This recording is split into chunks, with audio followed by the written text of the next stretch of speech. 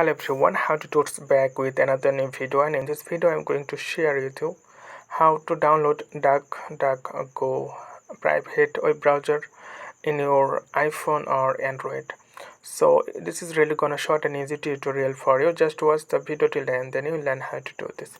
So we have to go Google Play Store if you are an Android user, and if you are a smart iPhone user, then go to App Store and search here DuckDuckGo, a private web browser for Android or smartphone. So you can see the first option. You can also download this from iPhone user App Store.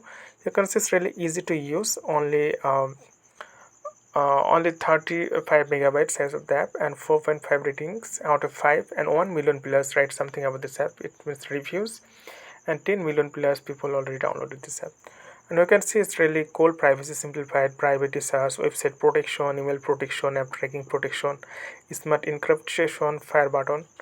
And this is really amazing app. Simply click on install and it takes few time to install and download in your device. So okay friend, I hope this video was helpful for you. So today's no more, and thank you for watching.